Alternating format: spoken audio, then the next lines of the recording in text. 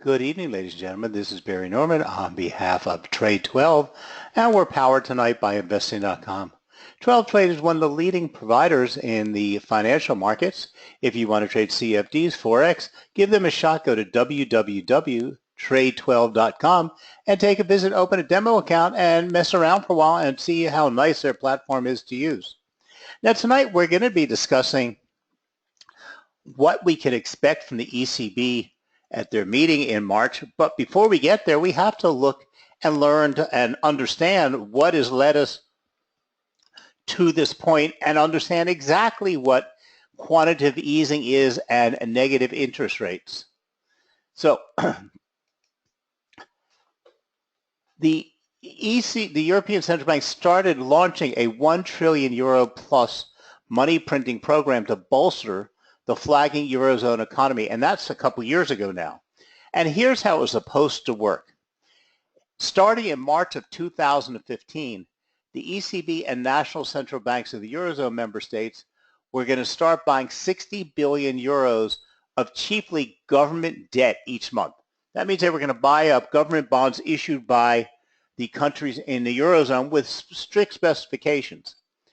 When this was announced, the first response from the markets was, will the ECB actually be able to find this kind of quantity of available bonds to buy based on the credit ratings of many of the countries? And how much could they buy up? And so this was a big question. So that figure included rebundled private debt, asset-backed securities, and covered bonds, typically worth about 10 billion euros on top of the roughly 50 billion euros in state bonds. The plan is still to buy, or was still to buy until September of 2016, or until there had been a sustained improvement in consumer inflation. Now, this was back in January of 2015. The plan, when he announced it, was supposed to terminate in September of 2016. It has been extended until March of 2017, where we stand now. Now, we have seen very little impact in inflation rates. Now, 12% of the buying will be in secured debt of European institutions. The European Investment Bank, as well as bodies set up to handle troubled countries in the euro crisis, the ESM, the European Stabilization Network, and the EFS facility. A further 8% of the overall purchases will be government bonds bought directly by the ECB. Any risk here will be shared across the Eurozone. So in other words, if they bought bonds from a country in financial debt and that country forced their bondholders to take a haircut, then that haircut would be absorbed by all of the member states. This was a big bone of contention way back when. Now, the way it works, and I've tried to do this, I found a very nice pictorial for you. It's a very simple process, but it gets very complicated. So the European Central Bank buys bonds directly from the banks. Then this increases the price of these bonds because it increases the demand for the bonds and creates money in the banking system. As a consequence, a wide range of interest rates fall and loans become cheaper. The banks have more money to lend out. The ECB's lowered its prime interest rate, so it means that businesses can now borrow money cheaper. So businesses and people are able to borrow money and spend less to repay their debts. Well, all of that sounds really nice, but the fact is, you and I as individuals never flows down to us. You and I as small businessmen never flows down to us. Okay. As a result, consumption and investment receive a boost. And that is true only in the respect that a lot of companies could expand, buy capital goods, and do things because they could get money at a lot cheaper rate. So higher consumption and more investment supported economic growth and job creation in the Eurozone. As prices rise, the ECB achieves an inflation rate below but close to 2% over the medium term. This is how it was all supposed to work. But it didn't. Or it hasn't. Now, on January 22nd, the European Central Bank introduced its what's called the Public Sector Purchase Program. Under the PSP, the European Central Bank started this bond buying program. Then again on December 3rd, and you got to follow these dates, and they were about every quarter, ECB President Mario Draghi announced an extension of the program. Okay. They announced it in January, launched it in March, started buying in April, and by December they were already increasing and extending the program because it wasn't showing much results. So while it was initially foreseen to last until September of 2016, it was extended then until March of 2017, in other words, next week.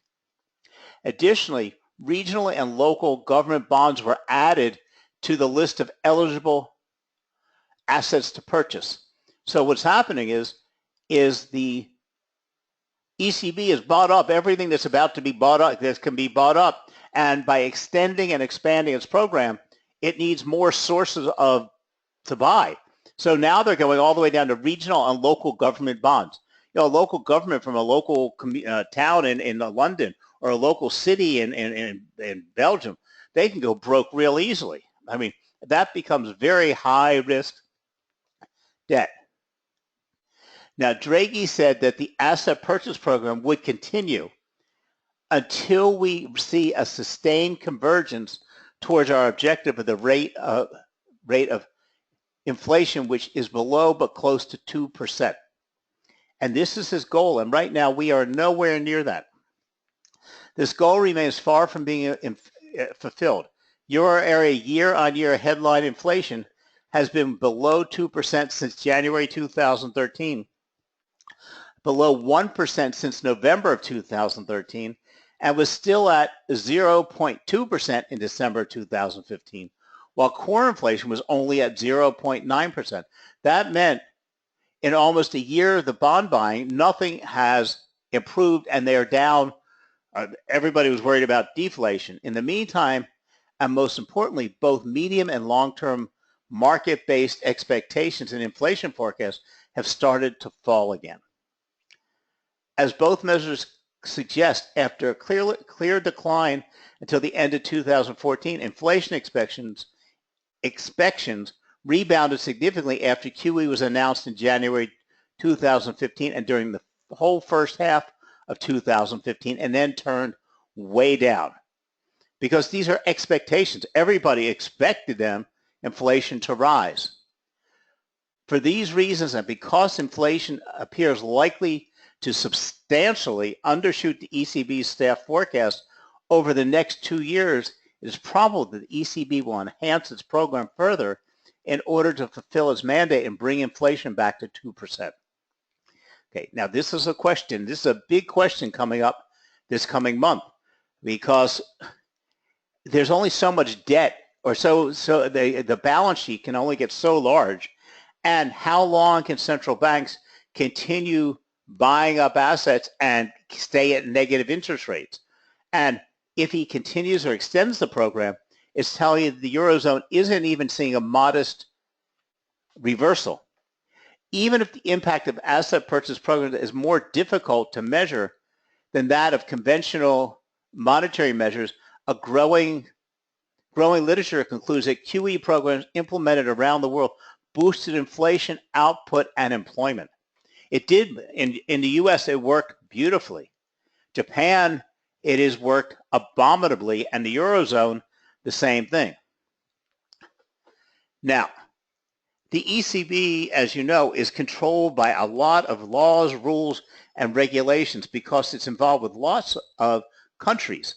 And it became the central bank for all countries like Greece, who's still upside down, Italy. They only have one central bank. So they don't have the advantage of the Bank of England or the Federal Reserve in the U.S. that we can start printing money, we can stop printing money, and it's not based on how well Texas is doing in the U.S. It's based on how well the U.S. is doing, and they don't have to get involved in lots of governmental arguments and things from the German central banks and the Germans, and the Germans saying we don't want to do this and getting the Greeks to agree to this, it becomes very complicated for the ECB. So, and it also, everything they do, also, even though they're not part of the European monetary system, they are part of the Eurozone, and if things overflow across their borders into their neighbors, which is also very disturbing. So in July 2015, the ECB expanded the list of national agencies whose securities were eligible for purchase under the PSP. Then again in 2015, the issue share limit was increased from 25 to 33% of the debt securities. They've done everything, and they're just running out of things to buy. In December 2015, the Governing Council announced many new changes to design of the asset purchase program. First, it decided to reduce this rate from minus 0.2% to minus 0.3%, which is a lot for them, a little bit for us. Okay, negative interest rates are an experiment that nobody's even sure will ever be successful. Since the Eurozone decided to purchase bonds with yields above the deposit rate in order to avoid making a direct loss on the purchases, the cutting of the deposit rate effectively increased the amount of the debt securities eligible for purchase, even if the rate cut also reduced yields. Second, the ECB decided to continue the PSP program past its previously announced minimum date ended September and on to March of 2017. And the reason I keep saying that is because also they put a little bit onto the end of it, or beyond if necessary. So originally it had a firm ending date. Then it had an expansion. Now it's March of 2017 or beyond if necessary. So all of this gets a little bit confusing. I understand. It's confusing to me too, and I wrote about it every day for or days after days for the last couple of years. Now, quantitative easing is a massive expansion of open market operations of a central bank. The bank buys securities from its member banks to add liquidity to capital markets. This is the same effect as increasing the money supply. In return, it issues credit to the bank's reserves to buy securities. Okay? It sounds like robbing from Peter to pay Paul. And it gets even more than that, because where do central banks get credit to purchase these assets? They simply create it out of thin air. I mean, there is nothing here. It's not like they're buying up assets. It's one thing if you're buying corporate bonds and you're buying stock in a corporation. You're not buying businesses, but in a lot of these cases, they bought so many bonds of these businesses that the ECB basically owns the business. But they're not buying up assets. They're not buying up mortgages that are secured by houses. They're just printing money on a money printing machine. Okay, and only central banks have this unique power. It is the same effect as printing money. The purpose of this type of expansionary monetary policy is to lower interest rates and spur economic growth. Lower interest rates allow banks to make more loans. Bank loans stimulate demand by giving businesses cheap loans to expand and shoppers more credit to buy things. Oh, that's really nice. So they raise your credit limit on your credit card so you get farther in debt so you can owe more money than you have to pay back. This is the logic. So we follow the steps. First, we have the central bank creates the money. Then it goes to buy bonds from the financial institutions, over to leading businesses and people to borrow more, which reduces interest rates, so they spend more money to create jobs and to boost more. Now, do you think if you went into your bank and said, I want to borrow 100,000 euros or 100,000 pounds, and you got turned down for the loan 5 years ago, they'd approve you now just because the central bank was pumping out money? Nope. During the economic boom before the financial crisis, they were giving loans to everybody. Now they don't give loans to anybody. So by increasing the money supply, QE keeps the value of the country's currency low. This makes the country's stocks, in the stock markets, seem like they are relatively good investments for foreign investors and makes its exports relatively cheaper. Japan was the first to use quantitative easing from 2001 to 2006. It restarted in 2012 with the election of Prime Minister Abe, and we got the development of Abenomics. And as most everybody knows, it's not helped Japan at all, because the biggest problem is you have to turn the wheel. All of this is cyclical, and it all comes down to consumer spending, consumer confidence, and that's why these reports are so important, and jobs and wages. So the U.S. has been very, very lucky, because the U.S. had all of their monetary easing, they had all of their problems, but they got a lot of help by oil prices dropping, because what it meant was at the gas pump, people were saving hundreds of dollars a month, because Americans drove a lot, and they spent huge amounts on gasoline. So even if they weren't getting wages increased fast enough, and jobs were tight, by people saving money at the pump, they were like putting $100 or $200 in their pocket every month. This made them happy because they were getting more money, more cash. At the same time, even though the stores couldn't increase the price of goods to the consumer at that point, because they were not doing so well and they didn't want to scare the consumers off, what they were able to do was they reduced their costs, because their shipping costs, their delivery costs, all of that went down because the price of oil, which translates to diesel and gasoline, went down. So by Walmart more effectively being able to ship their goods across the country from distribution for less money, even though the manufacturers were raising costs to them, they were offsetting it with lower delivery and shipping costs or logistics costs. And same thing with the airlines. The airlines' jet fuel dropped down to like nothing. So even though they had cost increases, they were able to offset it with a decrease. So this helped the American consumer spend more money. When they spend, they create jobs, they create manufacturing, and it becomes this positive cycle. And the cycle is all based on confidence. There's no, with Japan has the biggest problem. Japan has virtually no wage increase. They have the lowest unemployment rate in the world. And by reducing or by introducing all of this huge monetary stimulus and negative bank rates, the companies are making tons of money, but they refuse to increase wages. And by not increasing wages, they can't create inflation, because they also had the tax increase, which then set all the consumers backwards, because the goods were costing more money because taxes were higher, and they weren't getting any more wages.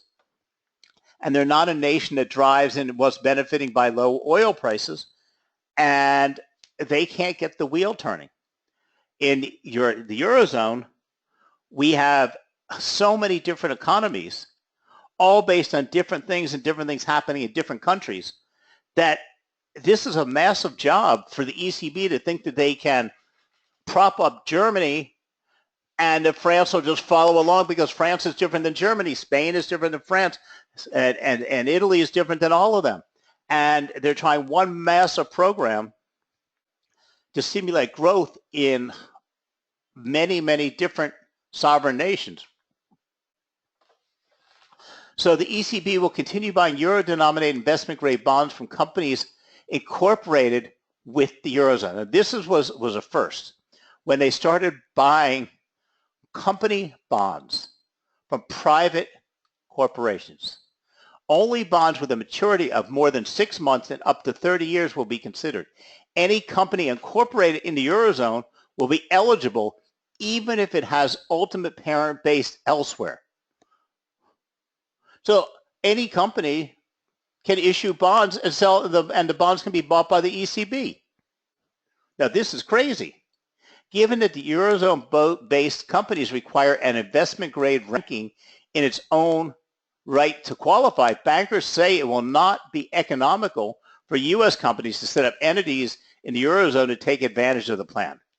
Banks are excluded, but car companies whose financial arms have banking licenses are included. You're only excluded if the parent company of the debt issuer is a bank. Bonds of insurance companies are also candidates. So look at this. The ECB prints money, buys up the bonds from France, Germany, Italy, Finland, Spain, Belgium, and then they turn around and loan money to Chrysler Daimler, to Siemens, to Volkswagen, to Renault, and these to Shell Oil, Ryanair. These companies are able to not borrow money but sell bonds, which is a whole different set of scenarios because it's on a different set of their balance sheet, and they're selling bonds at dirt cheap interest rates for 30 years that are being bought up by the ECB. It's just insanity. Now, all bonds have to meet the ECB's collateral eligibility framework, under which the debt will be judged investment grade as long as they have the rating from one agency, just one agency, okay? The ECB says it will strive to be market neutral in its purchases. Negative yield bonds will be included so long as the yield is above the central bank's overnight deposit rate. So they can actually buy bonds that they're losing money on. So the ECB will buy in both the primary and the secondary markets. Primary markets is the term used to refer to buying of new bonds. Secondary market are those already issued. So in other words, if I'm sitting on a bond issued by Vivendi and I invested $100,000, I can sell it to the ECB and dump it. Purchases will actually be made by 6 of the national central banks, each covering a different part of the Eurozone. Large banks have salespeople responsible for covering each of the central banks and are hammering out the details of how the process will work. It sounds like they're begging. There are strict regulatory guidelines. I mean, what happened in the U.S. when everybody started buying up mortgage-backed securities? Okay, they have syndications, and they're going to have a mess unfolding this. But now we can look at what happened. If you look at here, QE starts in 2009, not bond buying. And we can see what has been happening ever since, and look at where everything is dropping to, the 10-year yield, as the ECB keeps buying up. It's just absolutely insane.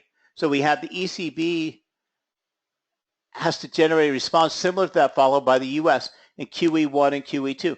They have to get out of this, and they can't. They're getting so far in that there's no way that anybody can see a way out, because the central bank isn't supposed to lose money, and they're not supposed to make money. And the U.S., we bought up all their asset-backed securities and all those mortgages, but now they're raising interest rates, and as they slowly raise interest rates, those bonds are going to be worth more money, and they're going to sell them back out into the market, and they'll be out of that free and clear. ECB is sitting on all of these weird, odd bonds, private companies bonds, regional bonds, local bonds from local, and it's going to be very hard to sell them. So right now, the European bond has got $6.58 trillion of sovereign debt that they bought. $6.58 trillion. They have 839 billion euros. That's basically, $1 trillion US of corporate debt. Another $656 billion of covered bonds, and then $178 billion of asset-backed securities, like mortgages. Now, the ECB hopes to boost its asset by $1 trillion, thereby stimulating more growth. And here's what they were expecting. They were expecting a yield or a curve in inflation like that. This is where we sit, and in actuality, inflation is right there. So it's a massive problem. So far, there's been no indication of how much the ECB intends to buy and what its actual target is or what its maximum target is. Analysts say it's likely the ECB will start with just a few bonds in June and gradually increase asset purchase. At the March 2006 meeting, which is 1 year ago, the ECB's Governing Council President Draghi announced an increase in the size of the asset purchase under quantitative easing from 60 billion to 80 billion. That's not a year. That's a month. That's 1 month. Okay. However, it's extremely unlikely that all of this increase will come from corporate bond markets. Indeed, market participants suggest the ECB may struggle to complete purchases of $10 billion per month given the volume of new corporate bonds sold and existing bonds traded. So in other words, a lot of companies are just starting to issue bonds because they're dirt cheap and they have somebody to buy them. No one knows for certainty, but there are plenty of predictions. What effect will the program have? The ECB's intention is to stimulate the Eurozone by directly financing companies.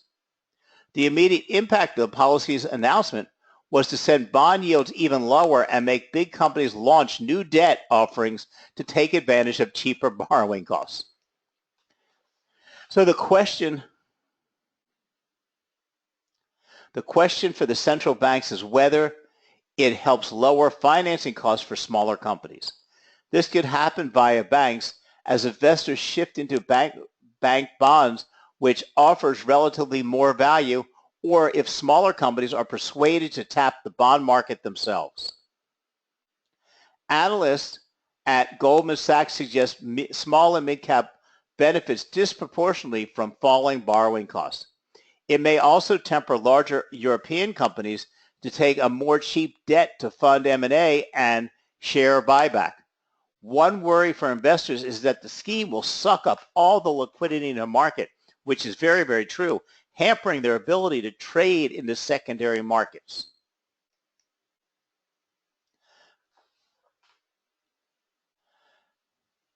Somebody asked, do they buy $20 billion a day or $15 billion on Monday? Nobody knows. There's no rules, and it's not discussed because that would have a direct effect on the markets if you knew what, where, when they were going to buy.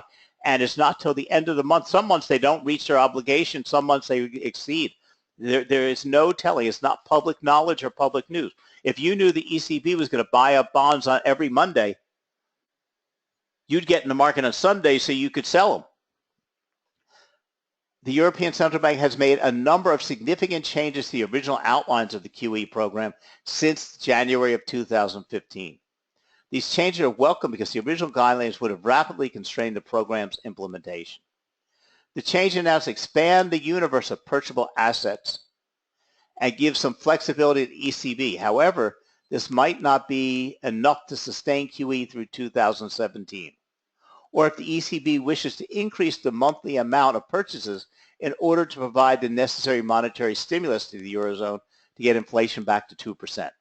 To increase the program's flexibility, the ECB could further alter the composition of its purchases. And we might see that this month. So, as you can see, their purchases have skyrocketed and keep skyrocketing way off the chart. Okay. Right now, in total, they're in excess of 3.5 trillion euros. Okay, further changes to the design of the program will have to be implemented in order to increase the duration of the program if the limit is binding in major countries before inflation is on its path towards 2%. These could include waiving the issue limit of the AAA bond rates or purchasing senior uncovered bank bonds as well as corporate bonds. A more radical change could be a move away from an allocation of asset purchases between countries based on the ECB's capital keys to an allocation based on the actual size of their outstanding debt. Okay. Basically, we're coming down to there's no more to buy, and they're trying to find ways. When they try to find ways, they get into more risk. So where do we stand now?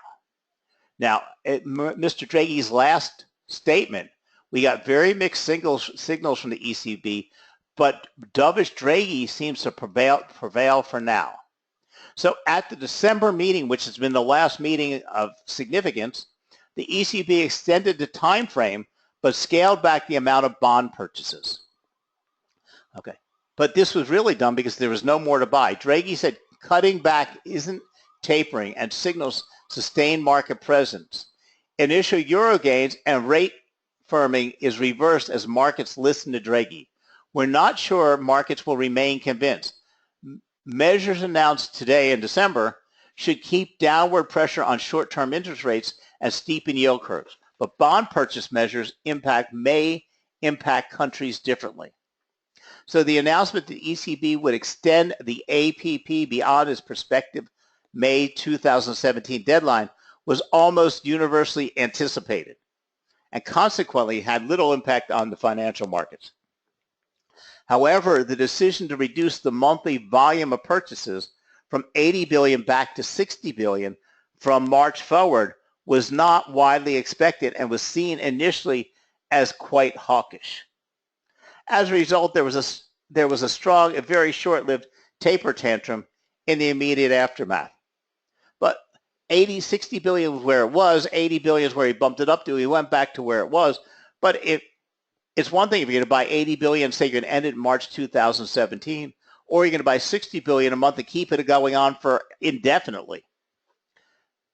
So the turnaround in the euro and the interest rates, as Draghi spoke, suggested that investors largely believe the ECB's president's assertions that December's adjustment to the parameters of the asset purchase program did not constitute the part of a tapering process. In part, the judgment speaks of the credibility of Mr. Draghi, but it may not owe something to some potentially questionable arithmetics because, again, it was all about could he keep on buying. Now, we're expecting, based on calculations, that they would stop buying in September of 2017. But we're going to be listening very close at this meeting coming up to see what he says. Now, he might taper the amount down from 40 to 40 or 50 billion dollars. We found euros. We don't know that either. But that's just a matter of how much they can buy because the markets, if he's buying up more than the markets have available or they're having a problem reaching it, because we don't know how much they've reached each month. But to summarize, we think the adjustment of the APP from 80 billion to 60 billion from April represents a modest tightening of the ECB policy relative to market expectations. However, very dovish comments from Draghi and a novel combination of initiatives that should produce a steeper yield curve while sustaining downward pressure on a shorter end market interest rates have prevented any type of market reaction. So ostensibly, the essential reason for QE is not to calm the markets, but to meet the ECB's inflation goal. The headline rate rose to 0.6% in November, up from 0.1% a year earlier, but it is still way below the ECB's target rate of 2%. And if you strip out volatile prices of foods, energy, booze, and tobacco, core inflation is still stuck at 0.8%.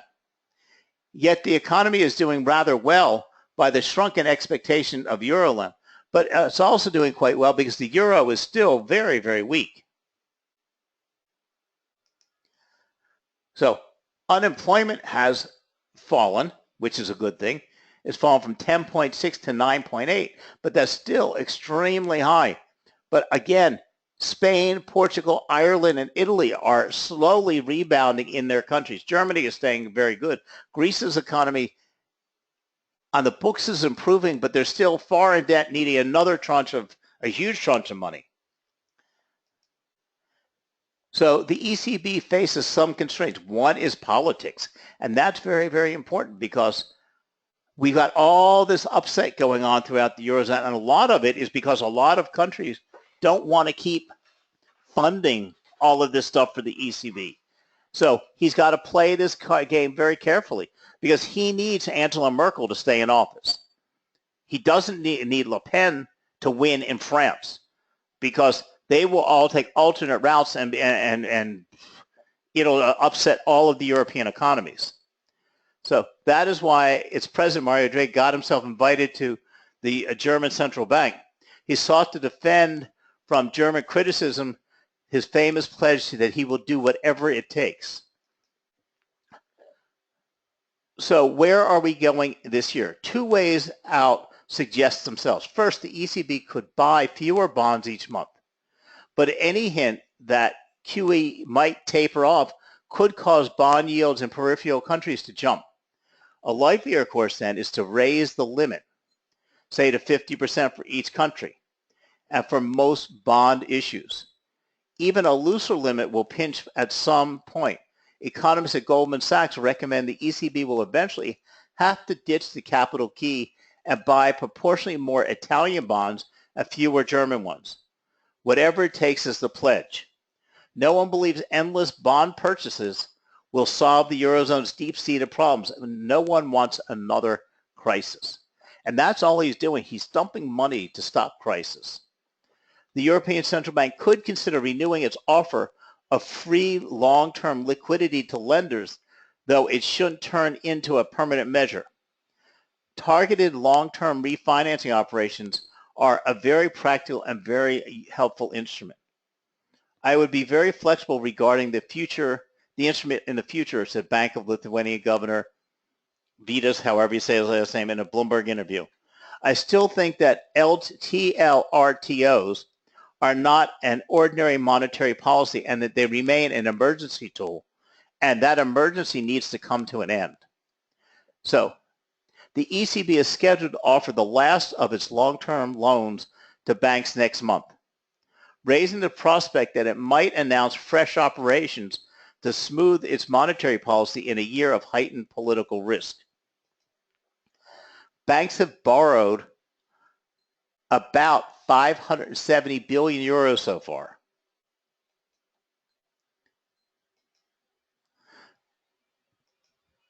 So the ECB's current monthly pace of 80 billion for its asset purchase program will maintain until the end of March 2017, this coming month, at which point the monthly target will drop to 60 billion until the end of December 2017. The prediction will come as a blow to EU repo market participants who are voicing increased frustration with the ongoing asset purchase program that brought the market to its knees in later 2016 and is threatening to shut down month-end liquidity in the near future because it's just buying up everything there is. So nobody else in the middle of the markets has anything to buy or sell.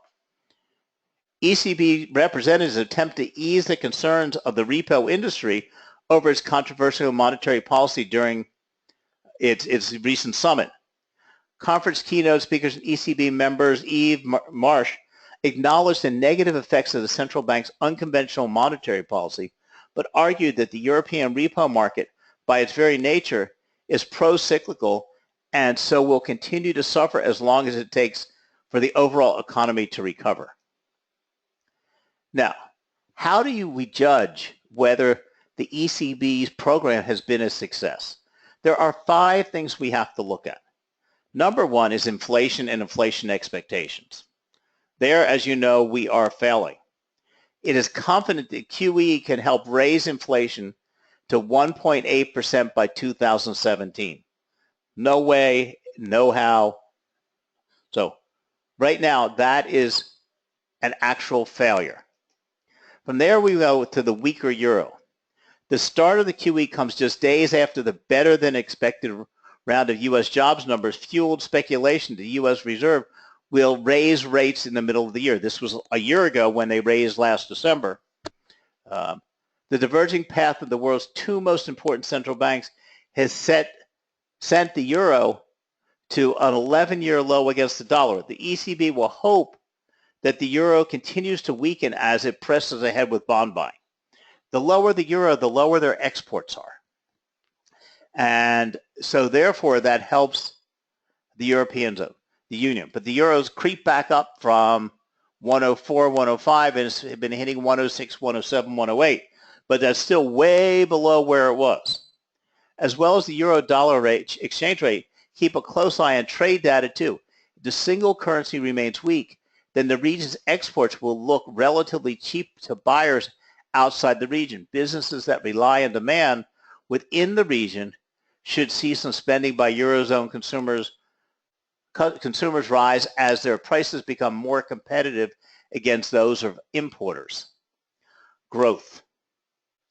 Now, Mr. Draghi was bullish last week that after years of economic crisis and near stagnation. The Eurozone economy has finally turned the corner. We're expecting a growth of about 1.8% this year.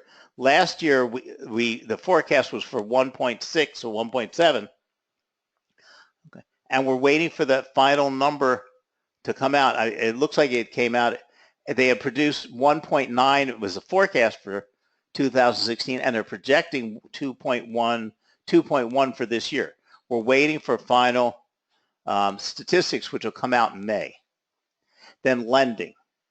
A dearth of lending is among the most important symptoms of the Eurozone economic trouble. QE is supposed to help by forcing banks to sell their holdings and their government debt and take on more risk. Hasn't happened.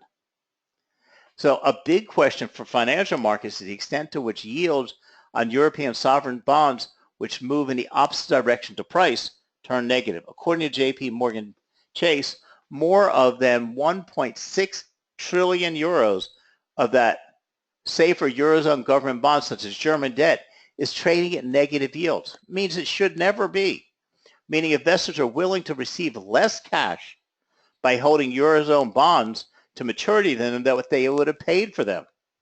According to the U.S. Bank, that number has risen to $350 billion since QE was announced. The ECB late last week set a ceiling on what it was willing to pay for bonds.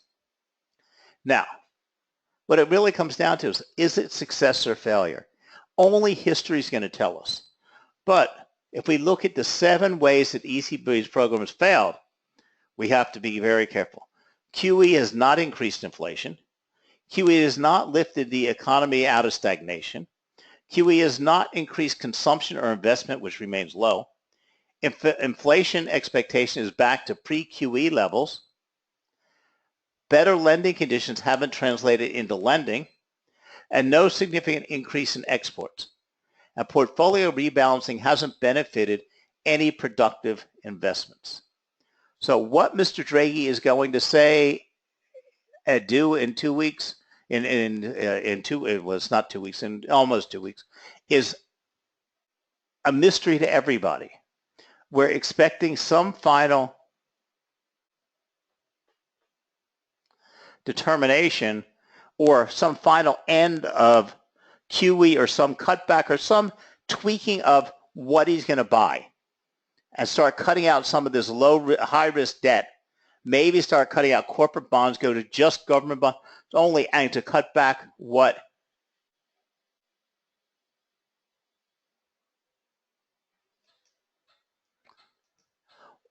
they will be doing. So it's all up in the air what we're going to see in a week or so. Okay. The best predictor is going to be to watch the euro if it goes up or down right before the meet. We probably won't get any press coming out until that time, and nobody knows what to expect. So thank you very much for joining us. Have a great weekend, and we'll talk to you again. And again, give Trade 12 a shot. Go to www.trade12.com and open a demo account. Feel your way around, play around, and then decide what you want to do. Thank you very much, and have a great day. Bye now.